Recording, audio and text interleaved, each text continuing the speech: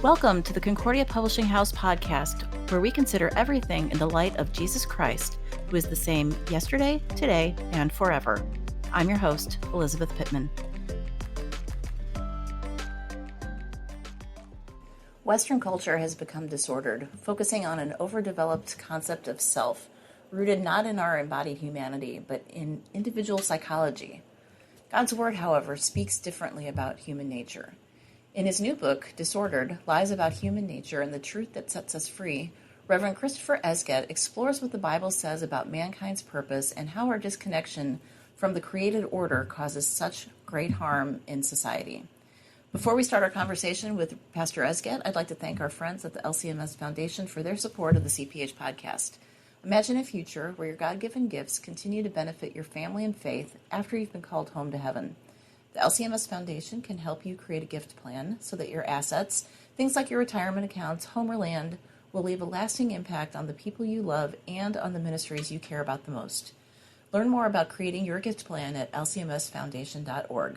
Now on to our conversation with Pastor Christopher Esget. Pastor Esget, welcome to the podcast. Thank you so much. It's great to be here. It's great to have you here today to talk about your brand new book that, as we were just chatting for our listeners, it's just arrived from the printer, so it's hot off the presses. Disordered, Lies About Human Nature and the Truth That Sets Us Free. So tell us, why is this book so important for the church today? Well, I see the church has been largely reacting, not being proactive, but more reacting to the various challenges that we face, and they can seem disparate. Issues like abortion, divorce, relationship between men and women in the church, homosexuality, transgenderism, suicide, depression, toxic culture of social media, virtual church attendance, COVID, racism. Many of these things are seen as individual issues, and then each one around which it develops there are various pro-con advocates and interest groups. And what I've tried to do in Disordered is put them all into a larger context about what God teaches us about human nature. It really does adjust the way we think about it to go back even further. And you're absolutely right. We tend to think of them as individual issues, but it really is that our underlying condition that sets the stage for all of this, correct? Yes, absolutely. Go ahead. Oh, sorry, go ahead. Yeah. No, you go ahead. All right. Yeah. What faces us, really is, while these many things seem to be new issues, new challenges. In some ways, I mean, the words of Solomon are still true. There is nothing new under the sun. And while certain things, seem to be new for our day, the issue of the corruption that has entered into the world and the corruption of human nature has always been with us. So we don't have to develop new answers, but we can look to the scriptures and listen to those the saints who have gone through this for thousands of years already, and look to them for guidance about some of the unique things that do face us today. In a nutshell, what exactly is disordered? Do you mean the book or the idea? The idea. Sure. Well, God made us as creatures who are embodied, but also we have a soul, or sometimes it's called spirit or mind. And humanity, as well as sometimes Christianity, has vacillated between identifying us simply as bodies or simply as souls. But the way that the scripture speaks about human nature is that God made our bodies to live and not to die, to receive his life. And God made our souls to be in communion with him and to be in conformity with his will. Disorder then has affected the body by making us corrupt in our bodies, and that corruption takes two kinds of forms. One is the corruption of death, so that we get injured, we get sick, and ultimately we die. And then there's the corruption of the flesh that takes the good gifts of God, things that things that we need, things that we desire, whether that's food, drink, human relations and connections, and it abuses them, it misuses them. And then with respect to the mind, we become disordered by losing the sense of the one who orders all things. And instead we seek to create our own order that is just oriented towards our own will, what we desire, what was what was called in Nazi Germany the triumph of the will.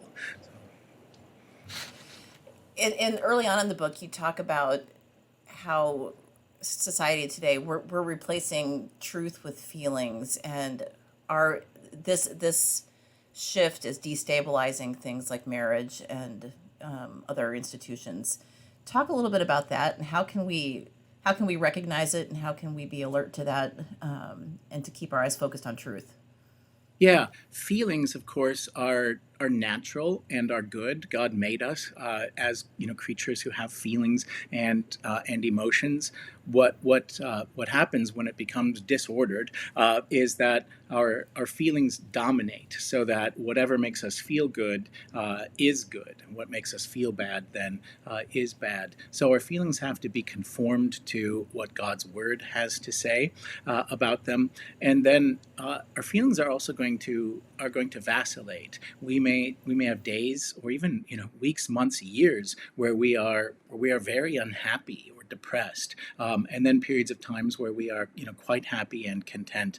But all of those things need to be subsumed, subordinated under what God has given us to do. I remember a time when in my own life when I was really struggling with discontentment, dissatisfaction, sadness. But I was struck by, in struggling through this, the way that the scriptures told me to go to the temple of God in the language of the Psalms, and find out the truth there. So there's a particular psalm where the psalmist is very unhappy with, it seems like the wicked prosper, that everything goes the way of the wicked, and the way of the righteous is suffering. But then I went to the temple, I went to the house of God, and I understood the end.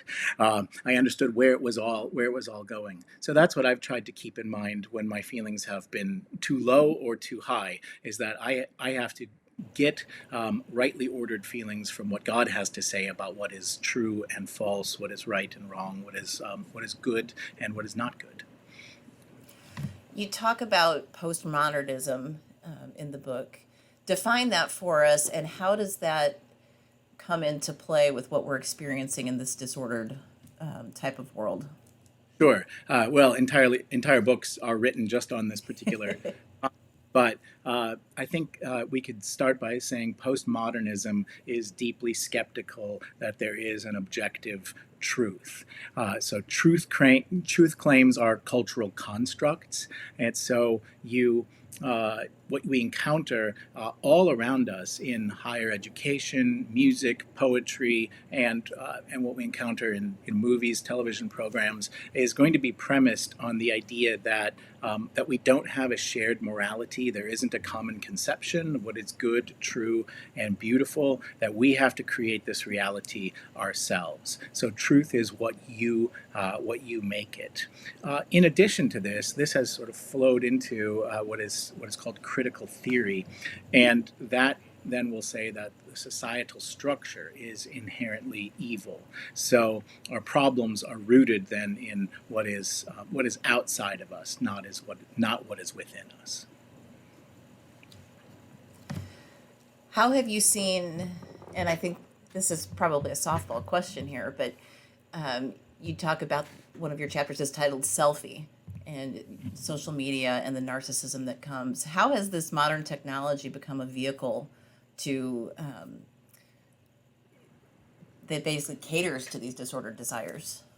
Yeah, what it does is it simply accelerates it. So I don't want to give the idea that technology itself is bad. I mean, it's amazing that we can have this conversation from halfway continent. Those sorts of things are wonderful. So technology isn't bad, but with any technology, changes the way that we think about this, the way that we think about the world and how we interact with it. So Neil Postman is a great writer on this topic. His great works, Amusing Ourselves to Death, The Disappearance of Childhood, Technopoly, they all explore these themes about how new technologies change the world and how we interact with it. Well, the cell phone in particular has done this by, first of all, making communication instantaneous. And while that's really that's really beneficial if you need to tell somebody that you're running late, or if I'm at the store and my wife says, "Would you pick up some eggs?" That's really, really convenient. But it also means that because we can respond instantaneously, it takes away reflection, and things move then so much faster. And so recently there was an online controversy about a book that was published, and people were arguing about it without ever having even read the book. And so that's a kind of problem that we have. But I was really struck one day. Maybe the first time I encountered this was, I like new technologies, but my wife told me that we'd been out to dinner with some folks, and that I'd spent a fair amount of time checking my phone for messages. And she said, I know you didn't mean to. I know you liked the people we were with, but you acted like they weren't as important as what was on your phone. That really struck me, and I made a rule then. I need to put my phone away when I'm interacting with other people. That's not the time for it.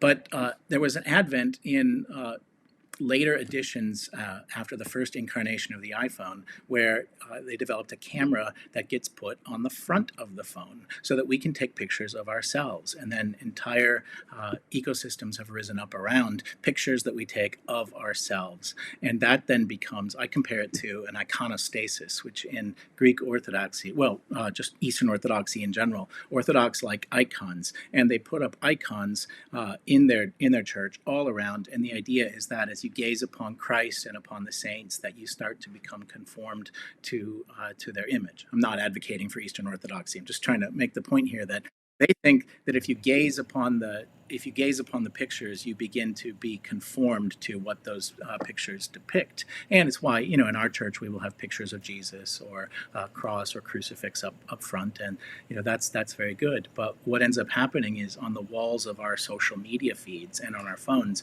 it's filled with pictures of ourselves. And it becomes a kind of narcissistic endeavor where, the ancient myth of Narcissus is that, he fell in love gazing upon his own image reflected in the pool, and that has a corrupting influence on how we think of ourselves and how we think about others. Everything is going to be curated around how I present myself, and this is particularly deleterious on I think more on young women who have high demands. The expectation of how they look is intense upon them, and so they become deeply dissatisfied with their appearance and spend a great deal of time both preparing themselves, but then needing to filter the way that they present themselves to the world. And so it all becomes deeply dissatisfying if the root of our self is exposed. The ideal before man fell into sin,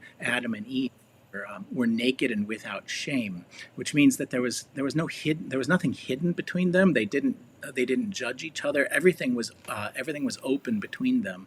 And once they became when they entered into sin, they became self-aware in a bad way, so that they now needed to hide from themselves and from God. And that's affected us ever since. And as we continue to turn in on ourselves and focus on ourselves, it can be harmful for our neighbors. How can being inwardly focused, or as the phrase goes, curved in on yourself, how can that hurt our neighbors? Yeah, the phrase comes from St. Augustine, incurvatus in se, and that was kind of at the root of sin for him, is that we measure everything by what pleases me. So I think that if we summarize the commandments as loving God and loving neighbor, what ends up happening in the human person is that we no longer are focused on God or neighbor, but we're just focused on what pleases ourselves. And this then leads to, in the example that I had about, you can ignore your neighbors, temporarily as you're talking, but ultimately, we start to measure other people by what they give us or how they make us feel, rather than what our vocation is towards them. So we look for people who make us happy or give us what we want, and this means that when we start to become dissatisfied in our relationships, then well, we can abandon those relationships and look for others. What happens in family as well as in kind of neighborhood or around us, where our home is, where our church is, etc., is that God gives to us these people in order to learn how to love them. So I can't look at my neighbor as this person that needs to satisfy my needs, but rather as the person that I've been given to protect, to love, to provide for, or maybe even just to put up with. Somewhere in the Augsburg Confession, it says that for harmony to prevail in the church, pastors and congregations must overlook many things. And I like to remember that a lot. The people in my congregation need to overlook my own sins and faults and idiosyncrasies, and we all need to do the same with the various people in the church that God has put into our lives. And in our world with social media and rapid communication, that can be really difficult to do. It can be easy to start a wildfire quickly on that front. Yes. That's why it's important I think, to slow down the communications that aren't necessary, and I think as much as possible to meet in person, and I think to also, there's a reason why much of Scripture and the relationships, you can see this happening often in the Gospels. Things take place around meals, where Jesus does healings or forgives sins in the context of a meal. He has discussions with the Pharisees or with his disciples in the context of a meal. And one thing I noticed during COVID was that people became starved for human connection. We had these services. We were limited to having 10 people in the church, so me and 9 other people, and so I would schedule these short communion services and try to get one group of 9 people in, then move them out and get the other group in. But people really had a hard time leaving. And in our culture, the whole Washington D.C. culture, everybody's very busy. We've got to get to our next thing. So it was very uncharacteristic that people wanted to stick around and talk because they were disconnected, and the lack of when we couldn't serve food, gather together in our fellowship hall, just share a donut. I didn't realize how important the coffee and donuts really were, because it's the opportunity for people to connect with each other, and that's where we build our relationships. So we had moved all of our meetings in our church online, and that was the way we had to do it. And in some ways, it was very nice. It was convenient. I could just stay home and conduct our meetings the same way that I'm talking to you. But in the end, we realized we had to go back to in-person meetings, because we weren't really being able to connect and to resolve our problems in the same way. The personal kind of incarnational interaction with other people was really important. God has made us to be embodied creatures. What do you anticipate will be the greatest challenges and opportunities for the church as we see society's views on nature continue to shift further and further away? And it feels like, there are times where you look around the news and online, and it feels like society has just lost its collective mind. And it feels like things are speeding up. Whether they are or not is debatable. But what do you think the challenges and opportunities are for the church?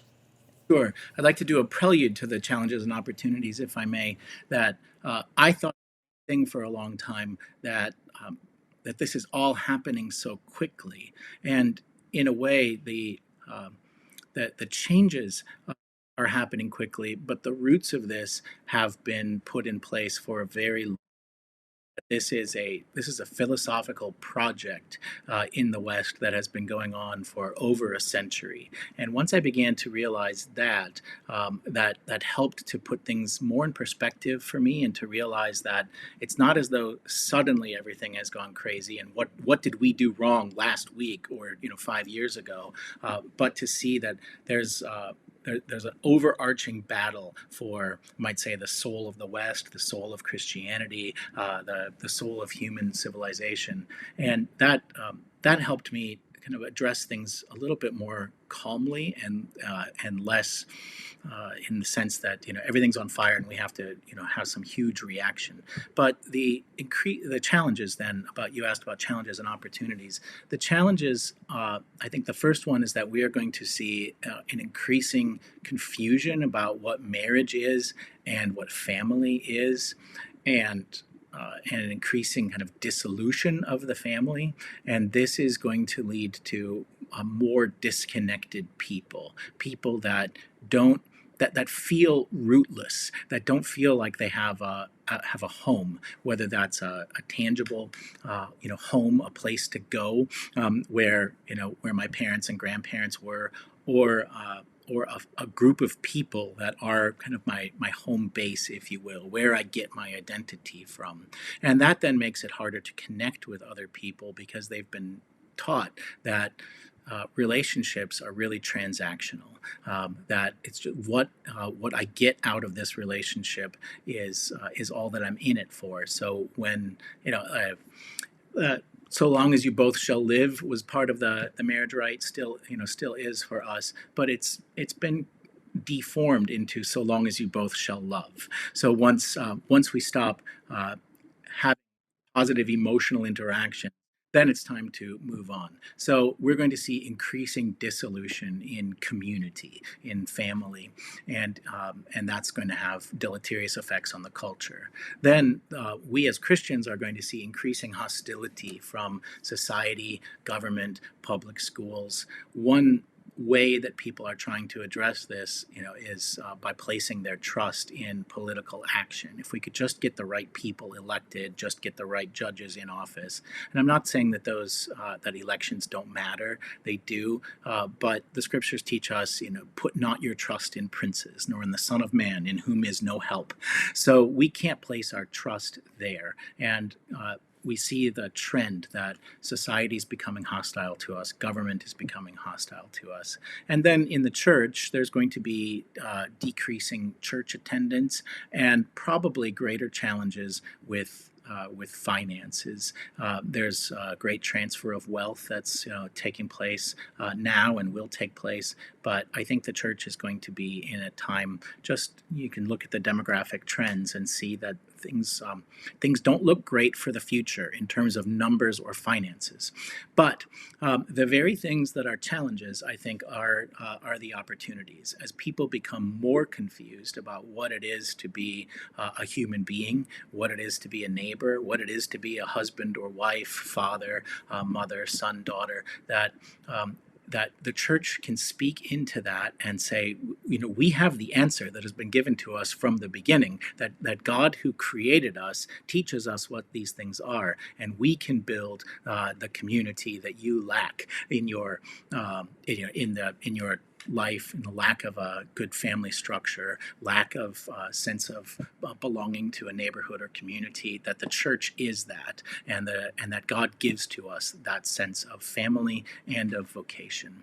And then as we face hostility from the world, and as we maybe find it more difficult to have nice, expensive things in our churches or in our lives, that we can then get back to realizing what truly matters. I'm inspired by Dietrich Bonhoeffer's letters in prison. He was put into a concentration camp in Nazi Germany. He's a kind of controversial figure, and we don't agree with everything that he said. But in speaking about experiencing Christmas while in prison, that he realizes that now that there are no more presents to really focus on, now he's capable of really understanding what Christmas is about. And so as we experience the world being hostile to us and not having as many nice things, that now we can focus on what God truly gives to us, and that I think that will actually make the church stronger in the long run. And that's encouraging to think about it like as a positive. In light of all of this, what advice would you have for our families today, for the parents who are trying to navigate this changing culture as they raise their children? I think, first of all, this can't be absolute. You have to look at your own circumstance and situation, but you probably need to not have your kids in public schools.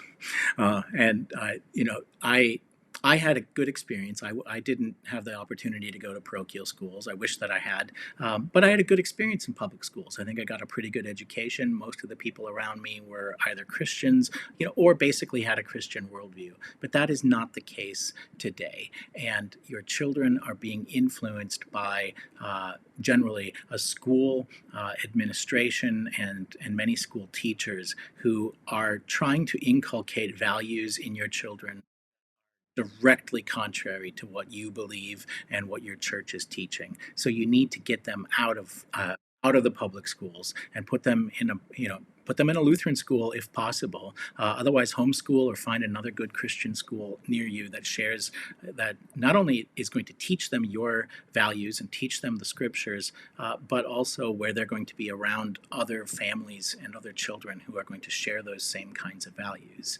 And that then goes to the second point. We need to be extremely careful about what technologies we allow our children to be exposed to.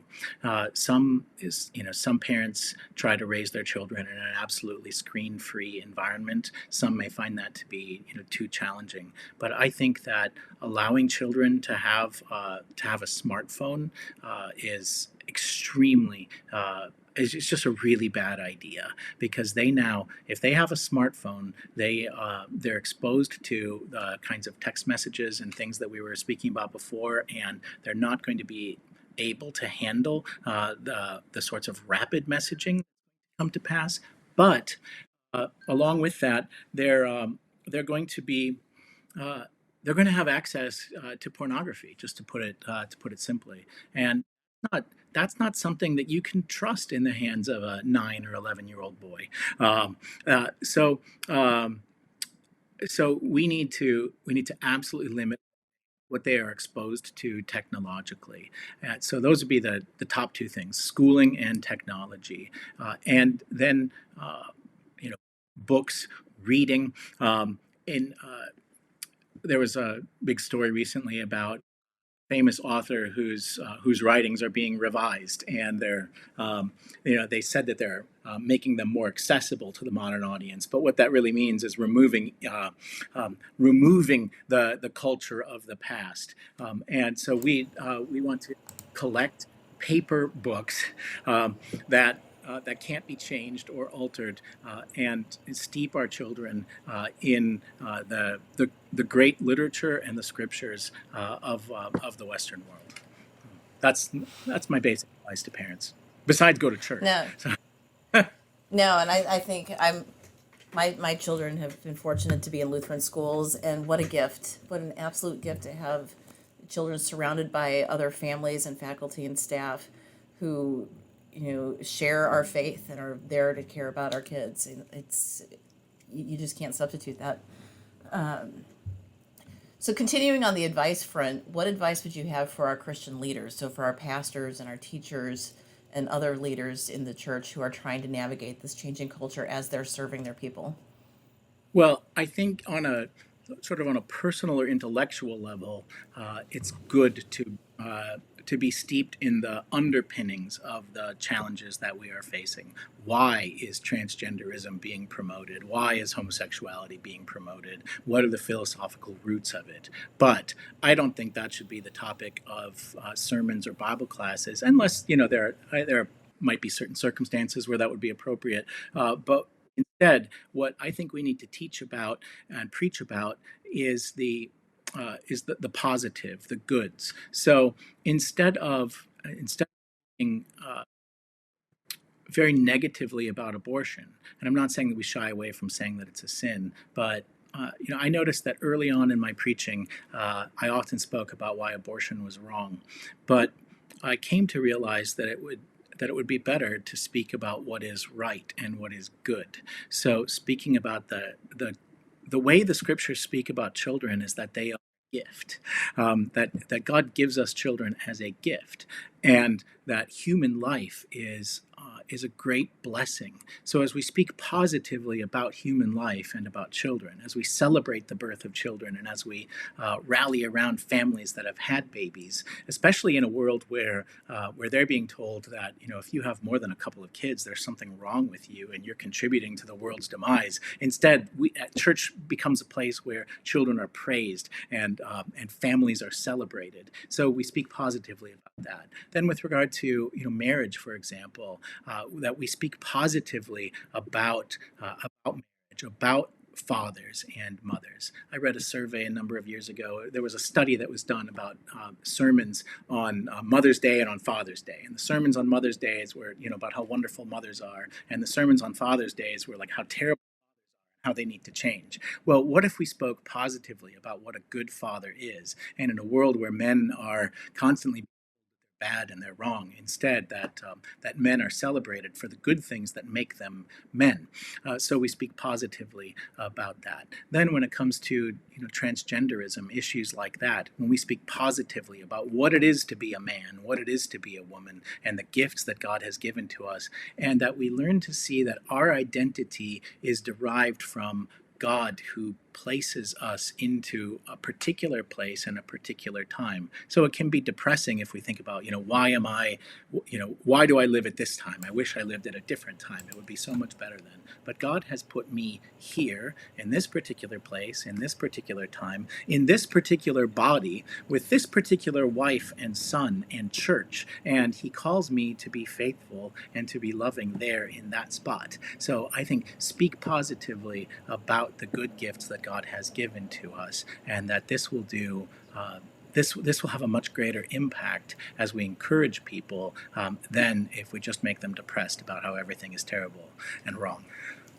I really like that chapter in the book where you it's just a perspective shift of God has put me here in this time, and it kind of it's easy for us to to fall into an oh woe is me and if only and the grass is greener. But when we do reorient our thinking to God put me, I remember my dad told me that once I was in college and I was being young and stupid, and he's like, you were put into this family for a reason, and it stuck with me. And when you remember that, you're like, okay, this is why I'm here, and now I can look around at the faces around me and see who God has placed me in front of. Yeah, I'll never forget that conversation though. that's beautiful. It, clear as day in my memory. You also mentioned fasting, on a practical level of a spiritual tool. Can you talk about for a layperson what would be appropriate, and how would somebody go about doing that? And how does a person know if they're being called to fast? Sure.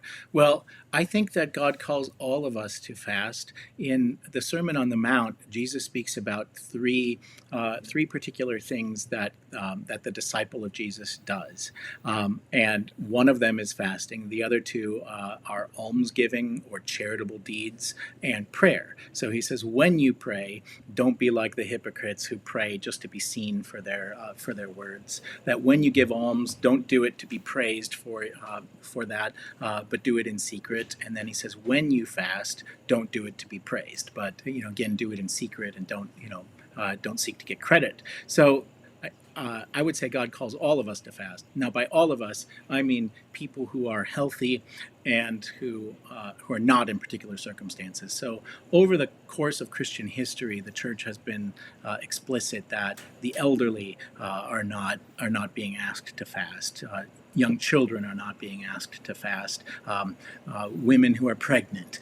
So there are various scenarios where that wouldn't apply. But for ordinary healthy people, that something we can do. Now, the worst mistake a person can make is to plunge in and say, all right, I've never done this before. I'm not going to eat for 3 days. Well, that's going to end in disaster, and it's going to make everybody around you unhappy. And then, if we set ourselves some kind of goal and then we fail in it, now we can start thinking, well, now I've sinned, and it's it would be better to have never done it.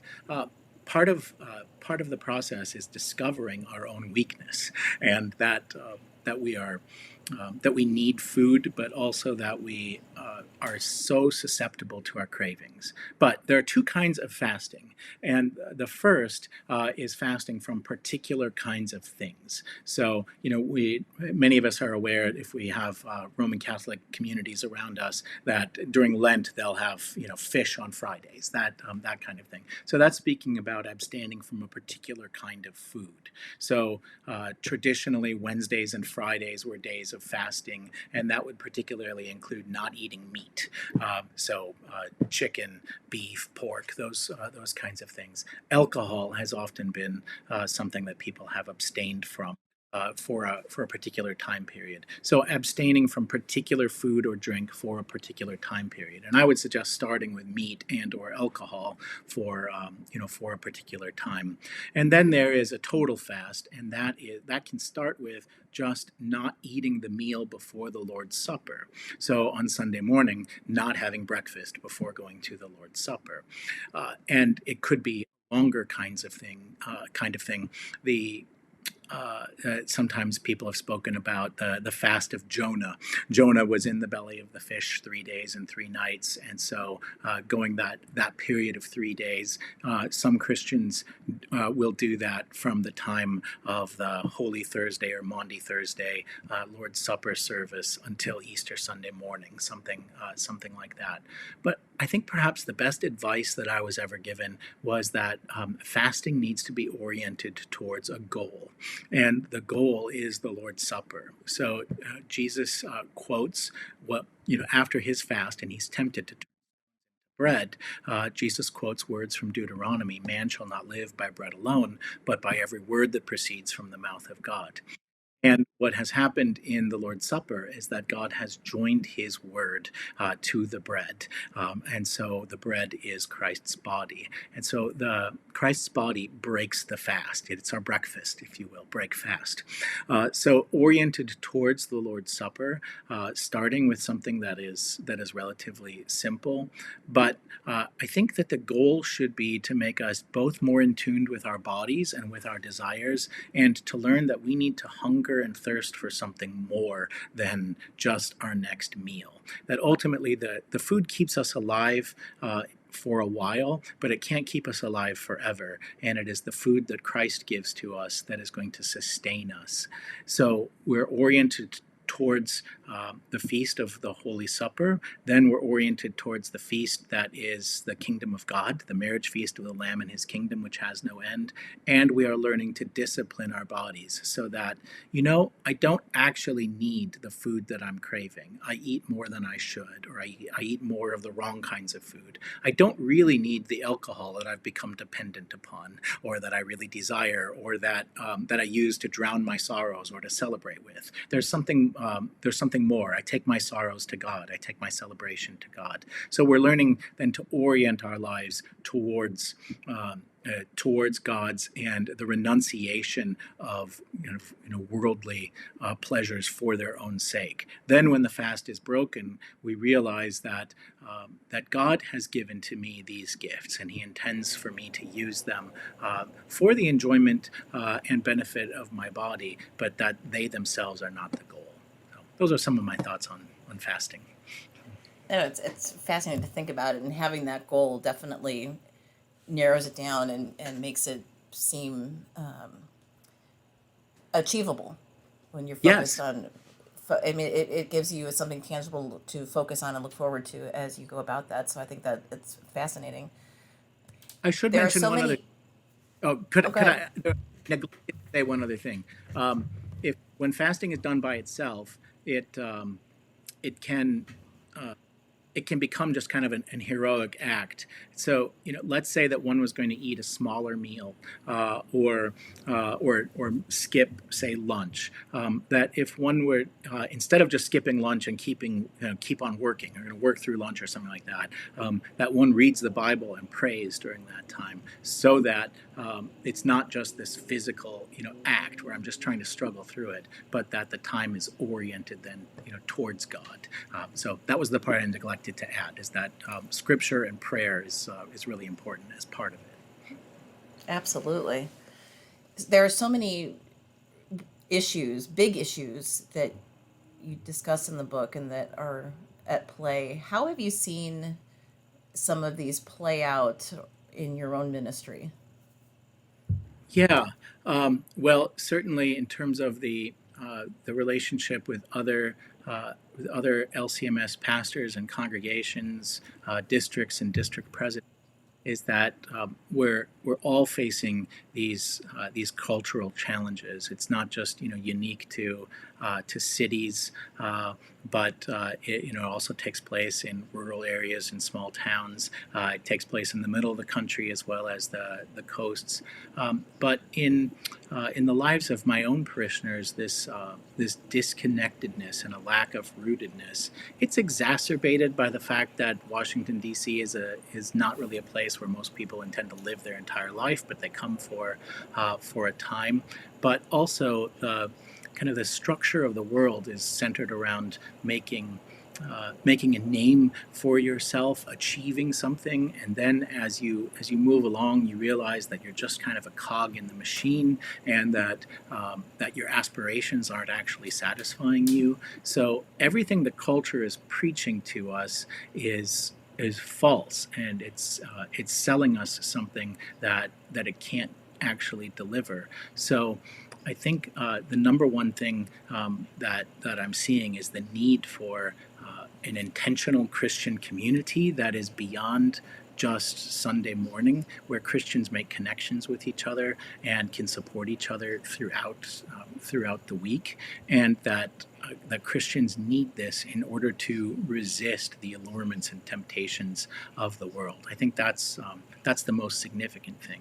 Also, one thing I've noticed, and I point this out in the book, is that it simply isn't enough to take your kids to church on Sunday morning or take them to confirmation class. That the schools and the internet preach to them far more than we can in those limited environments. So if we imagine that our kids will turn out all right simply because we took them to church, that's not going to be enough. One has to be very intentional about everything that is influencing them. Otherwise, we're going to discover that they abandon Christianity pretty quickly, sometime shortly after high school, because they've been inculcated in a worldview that is absolutely hostile to our own. That's the biggest challenge, I think, is parenting families and then supporting the church, supporting families, providing for them resources, and simply the encouragement that other parents are not letting your kid have their children have a phone. So it's not just me. I'm not just the weirdo. We're all in this together.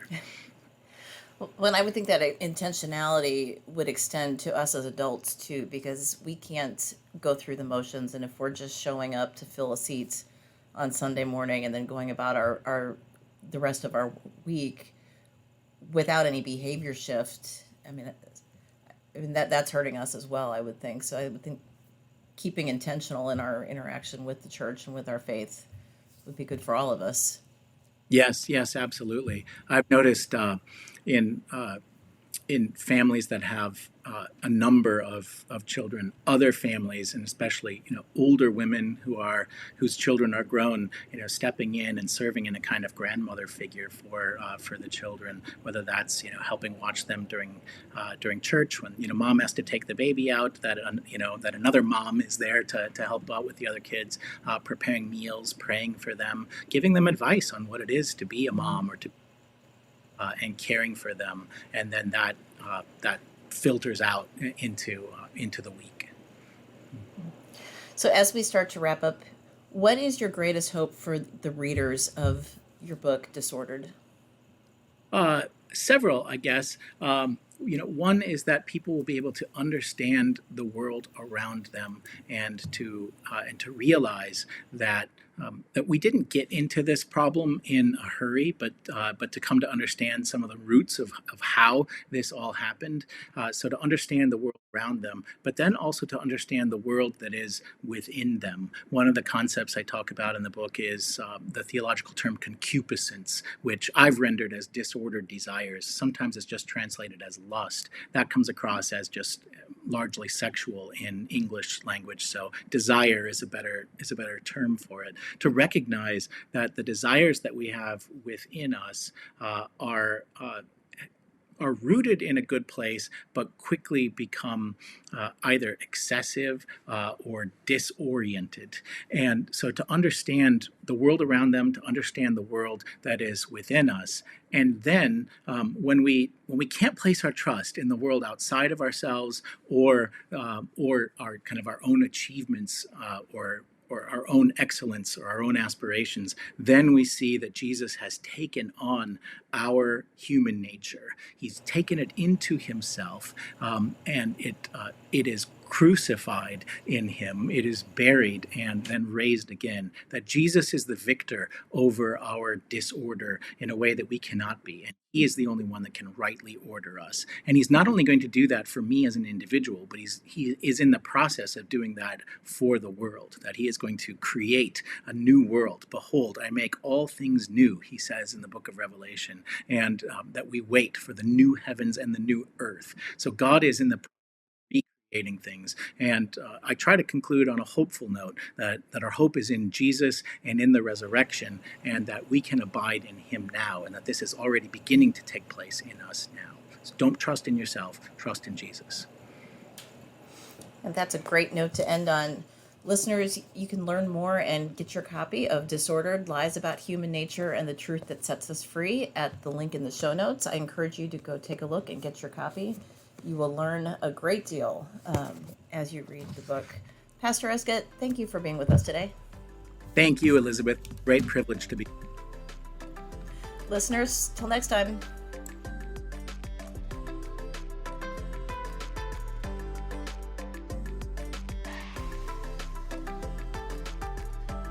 Thank you for joining us on this episode of the Concordia Publishing House Podcast. I pray that this time was valuable to your walk with Christ. We'd love to connect with listeners on Instagram, Facebook, and Twitter at Concordia Pub. Visit cph.org for more resources to grow deeper in the gospel.